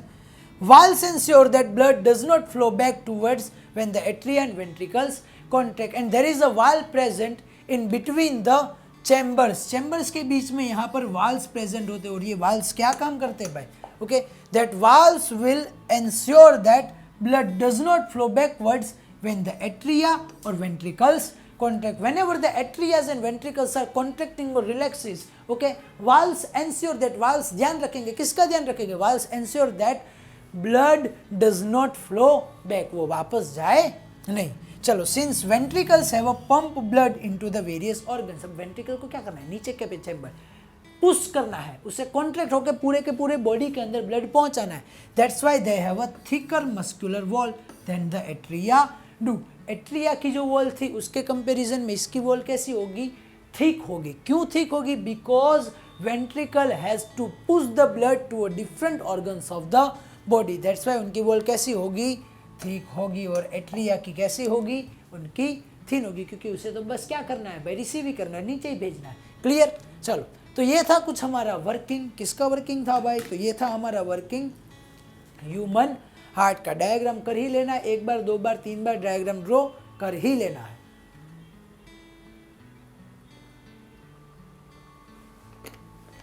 Then after, what are the blood vessels. हमने देखा in effective transport system, features of effective transport system, उसमें था क्या, network of tubes. Network of tubes यानी क्या, ब्लड वेसल्स। तो ब्लड वेसल्स क्या है और उसके टाइप्स क्या है, बताओ। बताते हैं, कैसे पूछ सकते हैं कि फर्निश इंफॉर्मेशन, भाई फर्निश करो, घर के अंदर फर्नीचर करने की बात है, नहीं, बताओ भाई, दिखाओ, प्रॉपरली दिखाओ। Furnish information about a different type of blood vessel in a close blood circulation. भाई हमारा ब्लड सर्कुलेशन कैसा है, क्लोज ब्लड सर्कुलेशन है, उसके लिए क्या बताना है, हमें टाइप्स ऑफ ब्लड वेसल्स बताना है, और फर्निश द इंफॉर्मेशन यानी explain about the blood vessels, furnish the information, दोनों एक ही हुआ। चलो बता देते हैं कि भाई टाइप्स ऑफ ब्लड वेसल्स क्या है, ब्लड वेसल्स के अंदर क्या है। चलो, the close hollow tubes transporting the blood from the heart to the different organs and from different organs to the body to the heart are called the blood vessels. blood vessels किसे कहते हैं, blood vessels are the hollow tubes. क्या है वो, hollow tubes है, यानी कि खाली tubes है। they are transporting the blood from the heart to the different organs of the body and from the different organs of the body to the heart, okay, are called the blood vessels. एक hollow tubes का कुछ network है, और ये hollow tubes क्या करती है, heart के अंदर से ब्लड को लेकर जाती है अलग अलग ऑर्गन के पास, और अलग अलग ऑर्गन से हार्ट के पास ब्लड लेकर आती है, जिसको हम कहते हैं ब्लड वेसल्स। और ये क्या करती है कि the blood circulates in the entire body through the blood vessels. हमारे पूरे के पूरे बॉडी के अंदर ब्लड सर्क्यूलेट करता है, तो किसके थ्रू करता है, बाय हुम, किसकी वजह से करता है, किसके थ्रू करता है, तो वो क्या है, that is our blood vessels. There are three type of blood vessels: arteries, veins, and blood capillaries. Arteries, veins, and blood capillaries. हाँ भाई, यहाँ पर थोड़ी सी मिस्टेक है। Arteries, vein, and blood capillaries. Okay? तो ये तीन चीजें हैं। सबसे पहले देखते हैं arteries. तो arteries क्या है? Arteries are the blood vessels. हाँ भाई, blood vessel पता ही है। That carry blood from the heart towards the other organs. Heart के पास से arteries are carrying the blood from the heart towards the other organ. Heart के पास से ब्लड लेकर अलग अलग ऑर्गन के पास कौन पहुंचाएगा, that is artery. तो कैसा ब्लड होगा, ऑक्सीजनेटेड। हाँ, ऑक्सीजनेटेड ही होगा। So here the blood flows at higher pressure. भाई यहाँ से हम प्रेशर कर रहे हैं ना, हार्ट क्या कर रहा है, प्रेशर कर रहा है, तो ब्लड कैसे जाएगा, हायर प्रेशर के अंदर अंदर जाएगा। So the walls of the arteries are thick and more elastic. That's why the walls of the arteries are thick and elastic. Then the artery finally ends in the capillaries. और ये arteries finally कहाँ पर खत्म होती है, capillaries. capillaries क्या है भाई, capillaries बहुत ही छोटी छोटी ट्यूब है जो each and every cell के साथ कनेक्टेड होती है। The arteries carry the oxygenated blood. artery क्या कैरी करती है, ऑक्सीजनेटेड ब्लड करती है कैरी। और एक्सेप्शन एक है भाई, क्या कि pulmonary arteries that carries the deoxygenated blood to the lungs. Heart के पास से जो लंग्स के पास हम लेकर जाते हैं ब्लड को, वो किसके थ्रू लेकर जाते हैं, पल्मोनरी आर्टरीज के थ्रू। तो बस वो क्या है, एक एक्सेप्शन। चलो, आर्टरीज का क्लियर, क्या आर्टरीज क्या है भाई, वो ब्लड वेसल्स है ऐसी जो हमारे हार्ट के थ्रू, हार्ट में से अलग अलग ऑर्गन्स तक ब्लड लेकर जाती है। उनकी वॉल कैसी होती है भाई, थिक होती है और इलास्टिक होती है। क्यों होती है, क्योंकि वहाँ पर प्रेशर ज़्यादा होता है, इसीलिए उनकी वॉल कैसी होती है, थिक और इलास्टिक। उसके बाद हमने आगे क्या देखा कि भाई arteries are finally ends into the capillaries and the arteries carries the oxygenated blood. Heart से ऑक्सीजनेटेड ब्लड ही लेकर जाएगा। और एक वहाँ पर एक्सेप्शन है कि लंग्स के अंदर से हार्ट के अंदर से लंग के अंदर जो लेकर जाता है, दैट इज पल्मोनरी आर्टरीज, वहाँ पर डीऑक्सीजनेटेड ब्लड होता है। Now veins are the blood vessels that carry the blood from different organs of the body towards the heart. Body के अलग अलग ऑर्गन से अब हार्ट के पास लेकर जो आएगा वो क्या है, हमारी veins. Here the blood flows somewhat at a lower pressure. अब प्रेशर कैसा हो गया होगा, कम, बेचारा इतना घूमा ब्लड तो प्रेशर कम तो हो ही जाएगा. Okay, so their walls are somewhat thin and less elastic. तो उनकी वॉल कैसी होगी? थीन होगी और थोड़ी सी कम इलास्टिक होगी क्योंकि प्रेशर भी कम है. The capillaries join together to form a vein. और वेन कैसे बनती है भाई? हमने क्या देखा अभी? क्या आर्टरीज फाइनली टर्मिनेटेड और कन्वर्टेड इनटू अ कैपिलरीज. अब वही कैपिलरीज फाइनली ज्वाइन होकर क्या बनाएंगी? वेन्स बनाएगी. So the veins carry deoxygenated blood and except the pulmonary veins that transport the oxygenated blood from the lungs to the heart. Same to same, copy to copy, बस थोड़ा सा change. Now blood capillaries. On reaching an organ or a tissue, the artery divides it into a smaller and smaller vessels to bring the blood in contact with each of the individual cells. On reaching the organ or a tissue, क्या होगा भाई? Yes, arteries will divided into a smaller and smaller tubes to bring the blood in contact with the each and every cell of the body. Okay, the smallest vessels have one cell layered thick walls. भाई सबसे छोटी vessels की भाई कितनी thickness होगी? Have one cell layered thick walls. उनकी wall कितनी होगी? एक cell. वन सेल लेयर्ड, एक सेल का जितना लेयर होता है ना उतनी थिक वॉल होती है, यानी बहुत छोटी. Okay, are called the capillaries. और उसको हम क्या कहते हैं? कैपिलरीज कहते हैं. चलो क्लियर. आगे देखते हैं कि explain the transport of water in the plants. Plants के अंदर वाटर का ट्रांसपोर्टेशन कैसे होता है? Explain the absorption of water by the roots and its transport in upward direction. कि भाई रूट्स के थ्रू एब्जॉर्प्शन कैसे होता है, ऊपर की साइड वो कैसे लेकर जाता है. Explain the conduction of water through the xylem. Xylem conduction किस तरह से करता है ये आपको समझना है. तीनों क्वेश्चन हमें एक ही चीज लिखनी है. चलो, वाटर कंडक्टिंग चैनल्स क्या है भाई? Water conducting channels. और वो क्या है? Water conducting channels, xylem consist of vessels and ट्रेकेट्स. Xylem consist of vessels and ट्रेकेट्स which form a continuous water conducting channel. और ये दोनों साथ में कंबाइन होकर क्या बनाते हैं? Continuous water conducting channel. यहाँ पर आपको जाइलम का कुछ ड्राइंग दिख रहा है और वहाँ पर अपवर्ड डायरेक्शन में ही दिख रहा है, यानी कि जाइलम नीचे से लेकर ऊपर की साइड मूवमेंट करवाएगा. चलो, absorption of water by the root. सबसे पहले absorption of water. The root cell actively take up the ion from the soil. Soil के अंदर से क्या करेंगे भाई? रूट के जो सेल्स है ना, they will actively takes up the ion from the soil. This creates a differences in the concentration of this ions between the roots and the soil. और क्या हुआ भाई कि भाई सॉइल के अंदर से आयन ले लिए तो क्या होगा? It will creates a concentration difference in between the soil and the roots. Therefore water moves into the roots from the soil to eliminate this difference. Therefore water will move. भाई water क्या करेगा? water soil के अंदर से किस तरफ move करेगा? Root की तरफ मूव करेगा. water therefore moves into the root from the soil. और किस लिए मूव करेगा? ये जो concentration difference था उसको क्या करना पड़ेगा? एलिमिनेट तो करना पड़ेगा ना, इक्विलिब्रियम में लाना पड़ेगा, सेम करना पड़ेगा. To eliminate this difference water will move from the soil to the roots.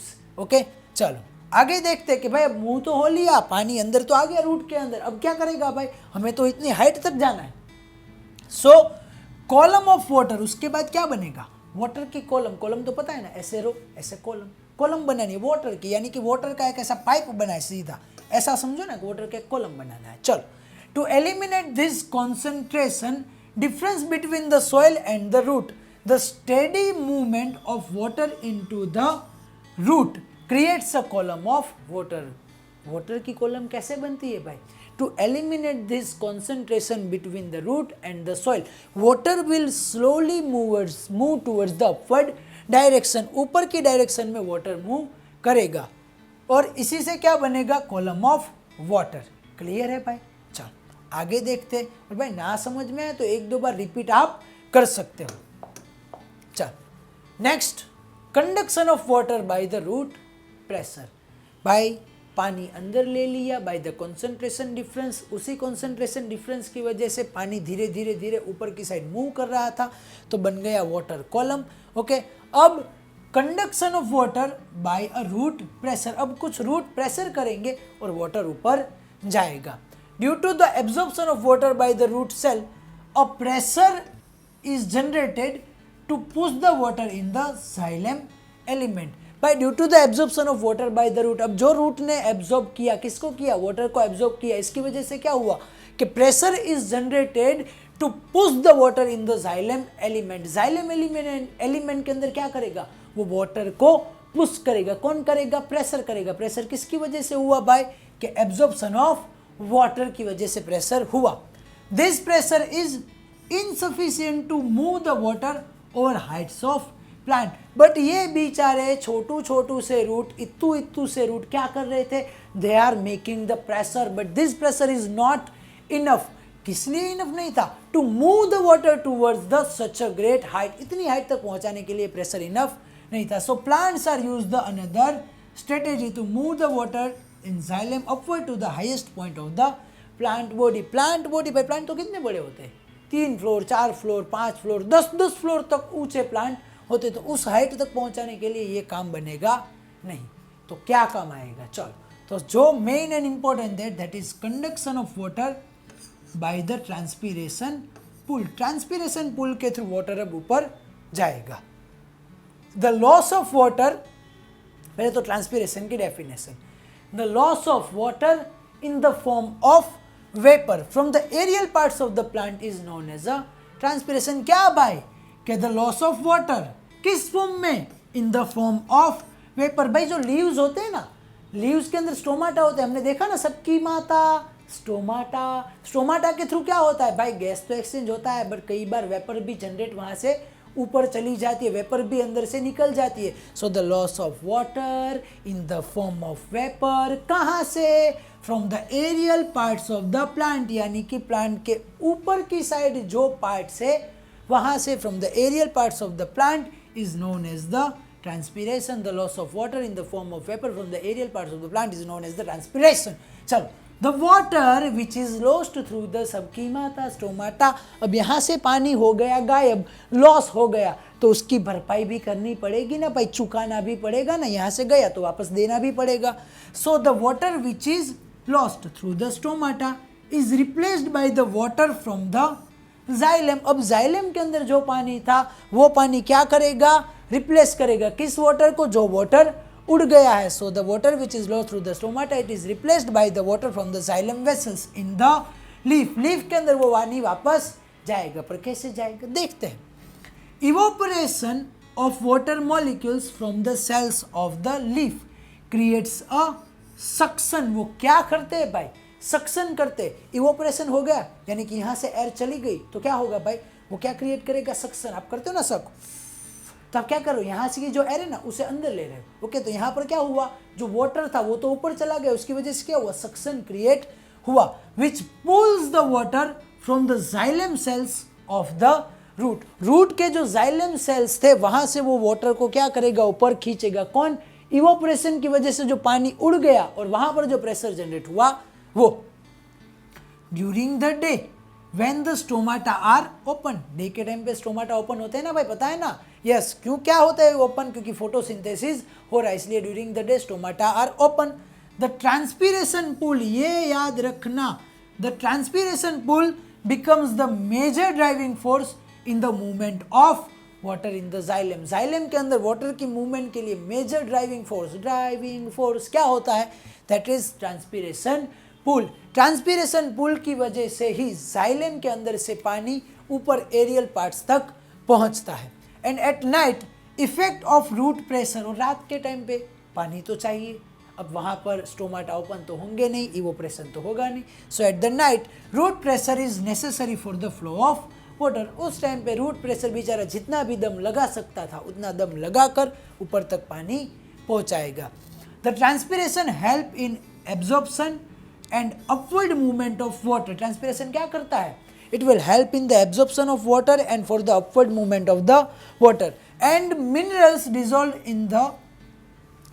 in it from the roots to the leaves. Okay, water and minerals that is dissolved in it from the roots to the leaves. इसके अंदर transpiration मदद करेगा. Clear है भाई? ये question थोड़ा सा tricky है, थोड़ा सा समझने जैसा है, तो क्वेश्चन ध्यान से देखना. अगर ना समझ में आए तो वापस जाके एक बार और देखना. चलो, what is excretion and what strategies used by animal to do this. अब एक्सक्रीशन क्या है और कौन कौन सी स्ट्रेटेजीज हम यूज करते हैं, हम यानी कि सभी एनिमल्स. चलो,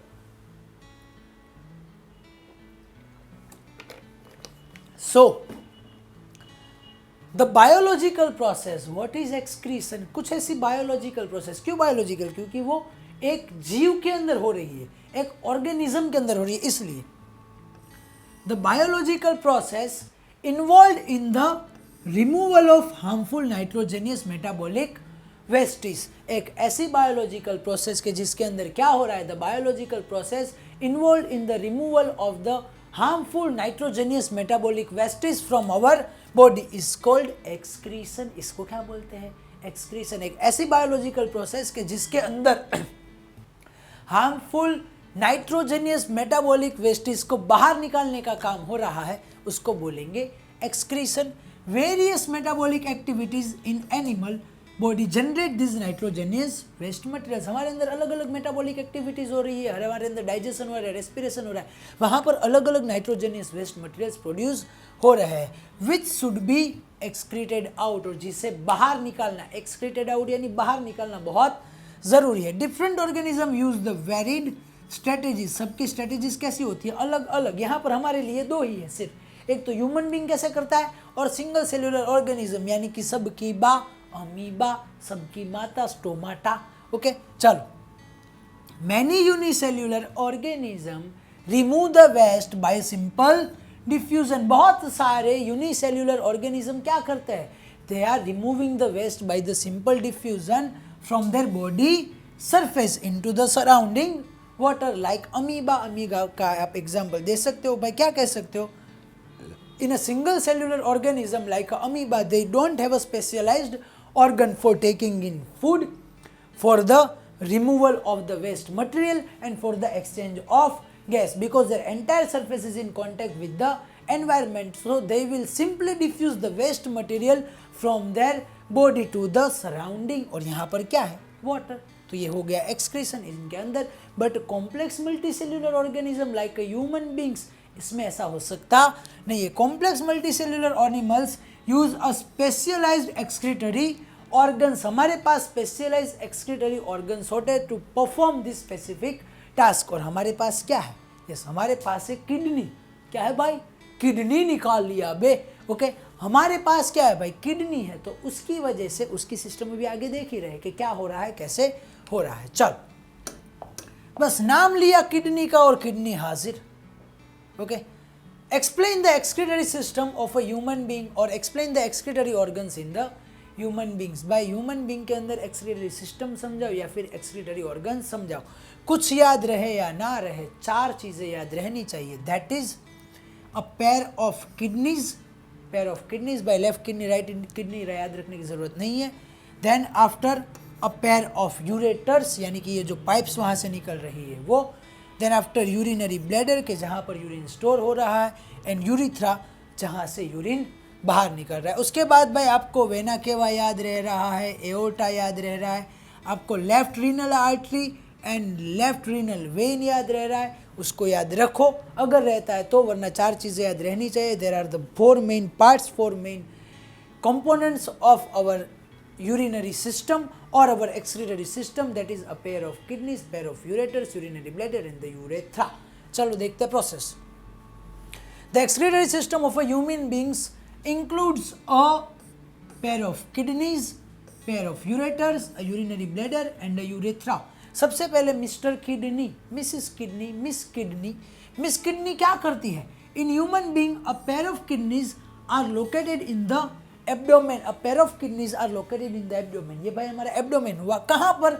On either side of the backbone. पीछे backbone है ना भाई, सेंटर में. Okay, on either side of backbone, it means suppose this is backbone, one kidney is here and one kidney is here. So in the human being, a pair of kidneys is located in the abdomen, in the either side of the abdomen. Urine is produce by filtering out the nitrogenous waste products. Okay, urine कैसे produce होता है भाई? Urine is produced by the filtering out the nitrogenous waste products from the blood in the kidneys. Kidneys के अंदर blood को भेजकर वहां से filtering out the nitrogenous waste, यानी कि वहां से नाइट्रोजेनियस वेस्ट को निकाल के हम किसका फॉर्मेशन करते हैं? यूरिन का formation. So we can write कि urine is produce by the filtering out the nitrogenous waste inside our kidney from the blood. Blood के अंदर से फिल्टर आउट करके. अब यूरेटर, अब फिल्टर तो हो गया, यूरिन प्रोड्यूस हो गया, अब तो यूरेटर क्या करेगा? उसे पहुंचाना भी पड़ेगा. So a pair of a long tube which connects the kidneys with the urinary bladder. A pair of a tube, एक ये ट्यूब और एक ये ट्यूब, वो क्या करती है? It connects the kidney to the urinary bladder.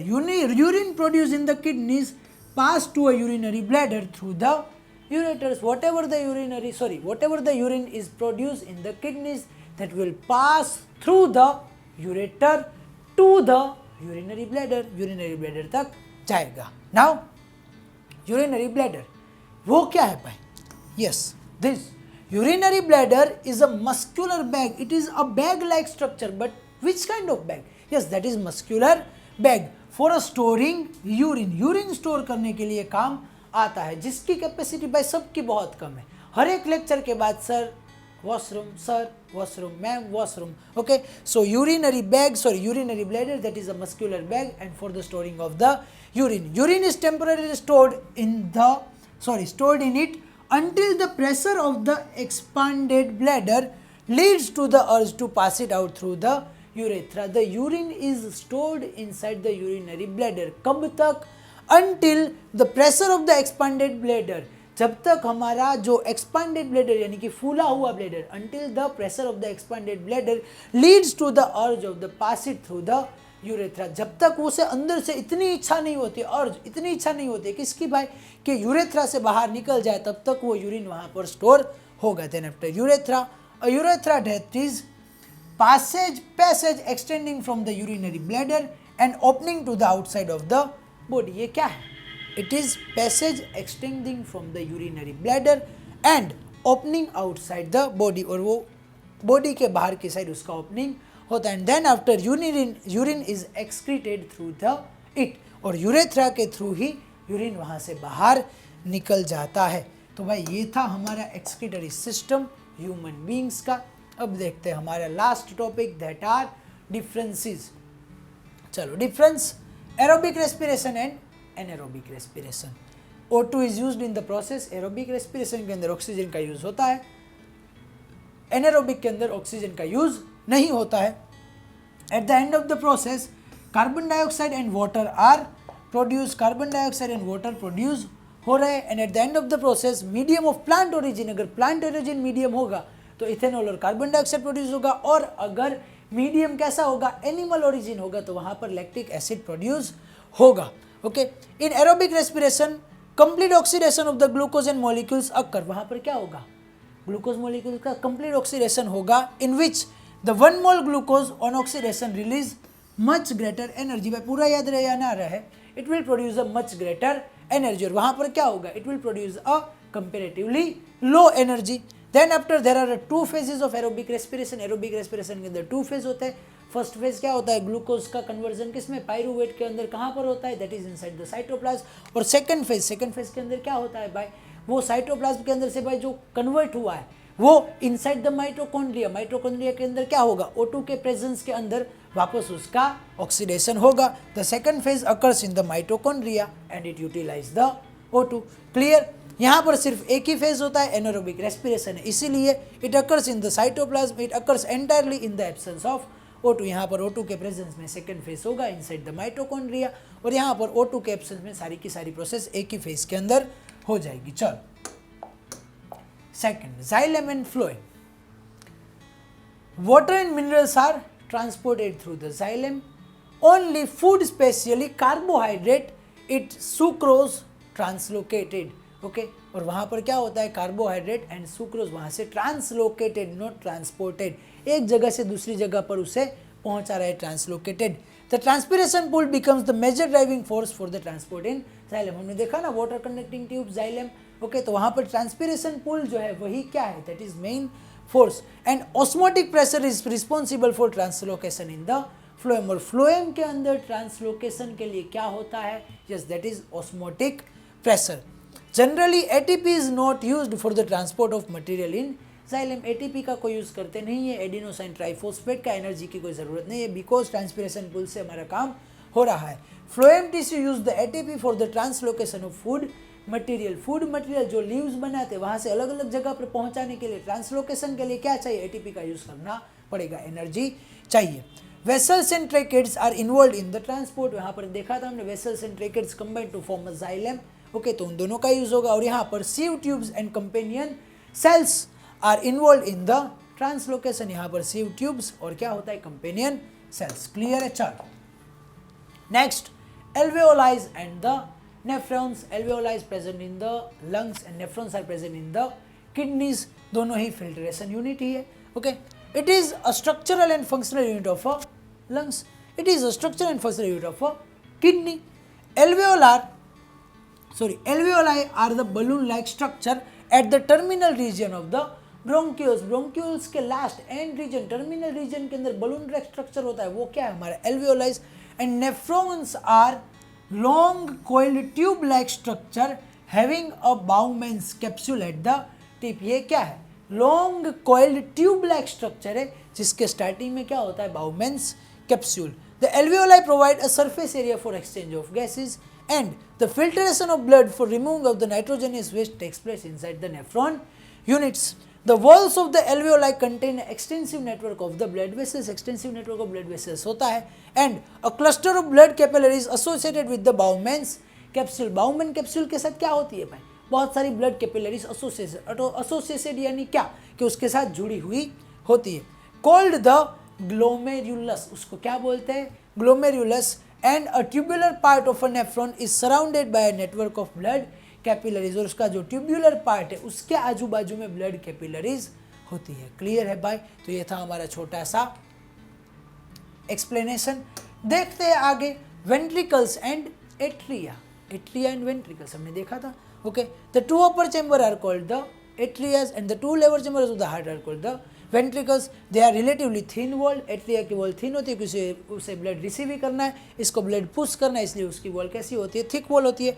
Atria receive the blood from the different parts of the body and it's poured into the ventricles, अलग अलग बॉडी पार्ट से उसके अंदर आता है और वो कहाँ देने देता है, वेंट्रिकल के अंदर। Ventricle receive the blood from the oracles, okay भाई, आप एट्रियास को ओरिकल्स भी बोल सकते हो, and force of the blood towards the different parts of the body, और वो क्या करेगा, बॉडी के अलग अलग पार्ट्स तक ब्लड पहुंचाएगा। In atrium the blood pressure is relatively low, atrium के अंदर ब्लड प्रेशर कैसा होता है, लो होता है। And in ventricles the blood pressure is quite high, ये हमने ऑलरेडी देखा हुआ है। चलो क्लियर है। Next, arteries and vein, arteries and vein के अंदर क्या होगा, the blood vessels that carries the blood from the heart to the different organ is called the arteries, हमने अभी ही देखा है। And the veins, the blood vessels that carry the blood from the different organs of the body to the heart, that is called veins. In a artery the blood flows under a higher pressure, artery के अंदर भाई heart से लेकर जाना था इसलिए higher pressure, और वहाँ पर lower pressure. The wall of the arteries are relatively thick, क्योंकि वहाँ पर प्रेशर ज़्यादा होगा और इलास्टिक भी होगी, और उनकी कैसी होगी, थिन और लो इलास्टिक होगी। The arteries divided into several arterioles and numerous fine blood capillaries in the organs and tissues. Arteries will divided into a arterioles, पर ये हमारे काम का नहीं, आर्टरीज डिवाइड होगी आर्ट्रियोल्स के अंदर, वो आर्ट्रियोल्स फाइनली डिवाइड होकर क्या बनाएंगे, कैपिलरीज। और वेन्स क्या होंगे, in the organ the tissues the veins are formed by the union of numerous number of the capillaries, बहुत सारी कैपिलरीज ज्वाइन होकर क्या बनाएंगी, वेन्स बनाएंगी। चलो, arteries carry the oxygenated blood, exception क्या है भाई, yes that is pulmonary arteries, and veins carry the deoxygenated blood, उसमें भी एक्सेप्शन क्या है, पल्मोनरी वेन्स, जो लंग्स के पास से हार्ट के अंदर ऑक्सीजनेटेड ब्लड लाती थी। चल खत्म भाई, तो यहाँ पर हमारा आज का सेशन यानी कि हमारा आज का चैप्टर नंबर 6 का पूरा आईएमपी क्वेश्चन का वीडियो होता है खत्म। इतने क्वेश्चन कर लो भाई, इस चैप्टर के अंदर से आपको कोई भी क्वेश्चन ना, ऐसी कोई पॉसिबिलिटीज नहीं, और इतने क्वेश्चन कर लिए यानी कि आपके 4 मार्क का एक क्वेश्चन तो इसके अंदर कंफर्म आ ही जाएगा। ओके, तो चलो आज के वीडियो में इतना ही रखते हैं, नेक्स्ट वीडियो में देखते हैं कुछ हमारा नेक्स्ट चैप्टर कुछ अलग एनर्जी के साथ। तो नेक्स्ट वीडियो के लिए अभी ही चैनल को सब्सक्राइब कर दो, लाइक कर दो और अपने फ्रेंड्स को भी बताओ कि भाई यहाँ पर जाके देखो, कंटेंट यहाँ पर मिल रहा है। चलो, तो आज के लिए इतना ही रखते हैं। जय हिंद, जय भारत।